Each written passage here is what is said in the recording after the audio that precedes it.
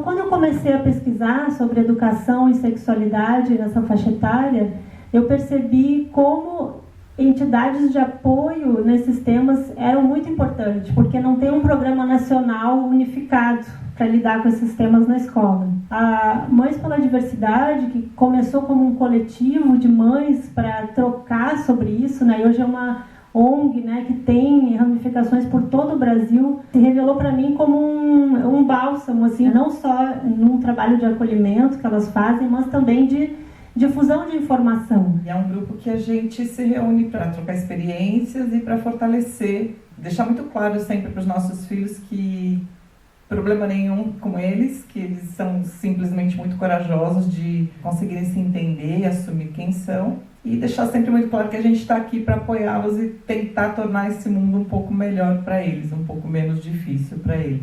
Eu conheci o Mães porque, como vim de lá de uma comunidade muito pequena, minha filha foi se contar para mim que era lésbica já com quase 25 anos. E ela já sabia disso desde criança. E daí eu fiquei triste por ela ter passado tanto tempo em silêncio. Porque lá ela disse, eu não via ninguém com quem eu me identificasse. Eu não via falar disso. Quando ela me falou isso, eu sofri por ela ter ficado em silêncio. E eu disse, alguém tem que falar mais, a gente precisa falar mais. E foi onde eu busquei Mães. Eu acho que a gente lutar por eles, a gente estar aqui por eles, é o normal, não é nada além, é o normal. Acho que quem não consegue fazer isso pelos filhos é que tem alguma coisa errada com essa pessoa. Os pais, eles são muito atingidos também, né? Quando o filho sofre uma situação assim, como muitas vezes começa na própria escola, né? Esse bullying, esse tipo de, às vezes até brincadeira que vai se naturalizando e acaba virando violência real, né? E no caso, a mãe da Joana, assim, né? Se a Lara, a mãe da Joana, buscasse Mães pela Diversidade, como seria? O que a gente faz no acolhimento, a primeira coisa é dizer assim, tá tudo bem. Vem, ama a sua filha. E o que a gente ouve muito assim, mas me preocupa lá fora, me preocupa a sociedade, que não importa. Ela precisa saber que em casa ela vai ter amor, ela vai estar segura. Chegam pessoas em todos os estágios desse processo, né? Chegam pessoas que não entendem ainda, não aceitam. Eu tenho até uma certa resistência com essa palavra aceitar, porque acho que não há nada para ser aceito, mas enfim, tem muita gente que ainda tem essa questão. Então, o que a gente tenta deixar claro lá, que foi o que eu recebi quando cheguei também, não importa o estágio que você esteja, você não está só, sabe? Somos muitas, agora também temos vários pais, o que é bem legal. Então é isso, a gente entende em qualquer estágio que a pessoa esteja e simplesmente para que ela não se sinta só, para que ela fale, porque eu acho que falar é muito bom, você se fortalece. Nós temos reuniões presenciais, reuniões online, eventos. Como é que você reagiria, assim, aconteceu isso na escola, com meu filho, o que eu faço? Qual é a melhor forma de levar isso? Olha, eu reagi, aconteceu comigo mais de uma vez e eu fui lá e pedi reuniões, quando principalmente uma situação que foi bem específica, que foi bem ruim. Eu pedi a presença da coordenadora, da diretora, professora, uma reunião com todos e com a presença do meu filho. E deixei bem claro para todo mundo que se alguém tinha problema lá eram eles e não meu filho. Que ele sairia de lá como entrou, de cabeça erguida, fosse como fosse, na época ele tinha, sei lá, 11, 12 anos. E ele ficou muito feliz, ele se sentiu muito fortalecido. Isso é bem importante, né? Com a presença dele, isso aconteceu, né? Sim. Não foi um papo de adulto, não. Estamos todos discutindo isso. Experiências que eu tive, foi o que eu fiz. Eu coloquei essas pessoas, fossem quem fossem, perto da gente, com a presença do meu filho, para dizer onde estava o problema, elas teriam que me explicar, e não conseguiu. E aí reforçaram para ele, tá vendo? É isso aqui, o problema não está em você segue exatamente assim. Então, claro que houveram questões, até ele se entender como trans, começar tratamento e tal, mas foi de uma forma muito suave, de uma forma muito tranquila, e que em algumas famílias, principalmente participando de reuniões do Mães, ou mesmo vendo, a gente vê crianças que se mutilam, crianças que têm problemas renais porque ficam o dia inteiro sem ir ao banheiro porque tem medo, porque tem vergonha. Então essas coisas são muito sérias e eu penso que você fortalecer no seu filho desde pequenininho que ele não pode aceitar isso, que não é por aí, a gente tem que exigir que os adultos que estão perto cuidem e protejam, Eu acho isso extremamente importante, extremamente sério, e eu acho que é o mínimo, né? É o mínimo que a gente tem que fazer, dar a eles condições para eles saírem de casa e ir para a escola sem medo de ser agredido, porque ele quer estar, porque uma menina quer estar de esmalte, quer estar de brinco, porque uma menina quer estar de cabelo curto. É inadmissível, a criança tem que saber desde pequenininho que isso é inadmissível, que não é porque que ela nasceu, que criar uma expectativa sobre ela, de acordo com o gênero que ela nasceu, que ela vai ter que atingir a expectativa do que todo mundo colocou em cima dela. Não. Ela tem que se entender, ser feliz e as pessoas têm que respeitar, e ela tem que exigir isso. A escola, ela é muito parecida com fora da escola, com a sociedade em geral. E lá ela é LGBTfóbica também.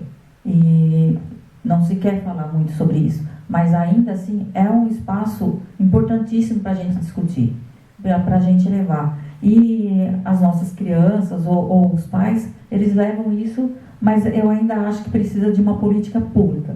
Não é só a gente como sociedade civil sozinha, não, por mais que a gente tente, não consegue. Isso precisa estar nas diretrizes nacionais, precisa estar nos livros didáticos. Enquanto não vier como uma política pública, vai ser muito difícil realmente usar esse espaço. Acho que aí a gente fala da velha e boa hipocrisia de sempre, né? Quanto mais as pessoas querem negar que uma coisa existe, elas simplesmente jogam para baixo do tapete e fingem que não acontece.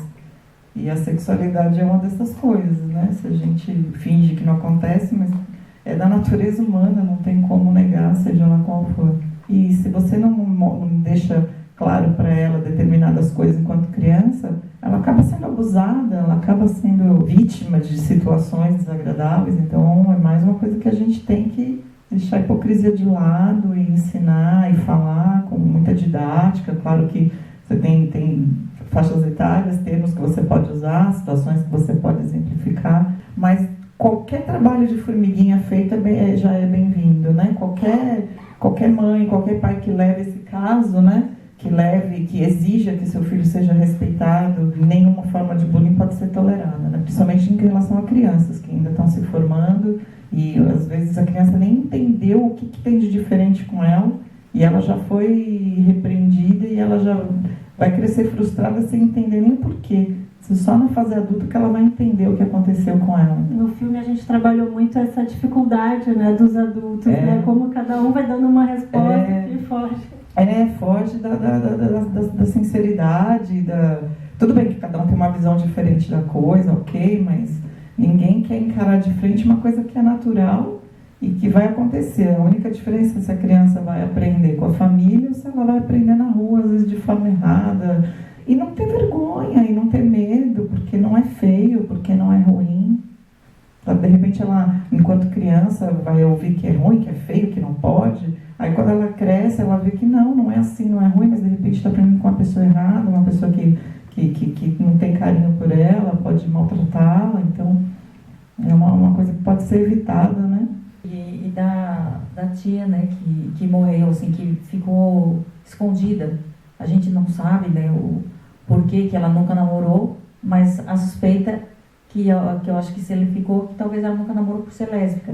Se vê no interior muitas mulheres que passam a vida solteira, ou lésbica, ou assexual, mas que ninguém nem sabe, porque não quer nem falar, né, sobre isso.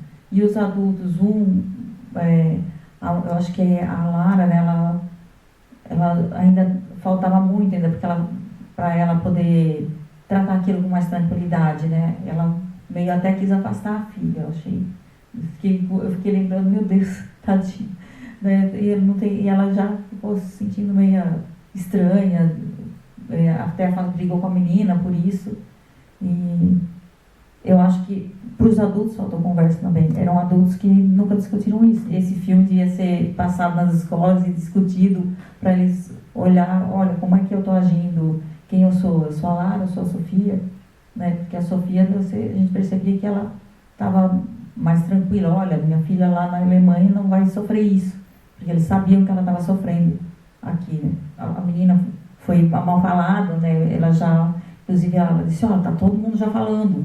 Então, e como é que uma criança que é apontada, que é vista como diferente, estranha, errada, na verdade, ela vai crescer de uma forma saudável. Ela vai se sentir bem consigo. Tu observou que a Joana mesma acaba brigando com a amiga, né? Como às vezes os jovens, por estar tão suscetíveis, eles acabam reproduzindo essa violência que vem, na verdade, dos adultos, né? Muitas vezes o adulto traz isso por coisas que ele não resolveu para ele. Não sabe lidar com aquilo e reproduz aquilo.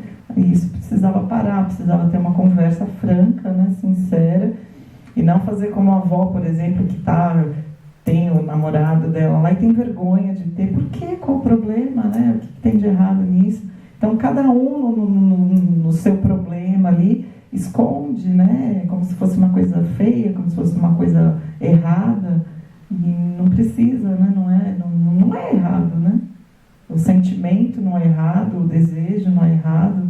É legal que tu trouxe isso, né? Da diferença de país para país. Acho curioso trazer aqui também que o filme ele foi lançado comercialmente na França. E lá o filme pegou censura livre, indicado para todos os públicos. Quando chega aqui no Brasil ele pega 14 anos. Então isso já é assim, né, um retrato claro do atraso no acesso à informação que a gente tem, assim, né?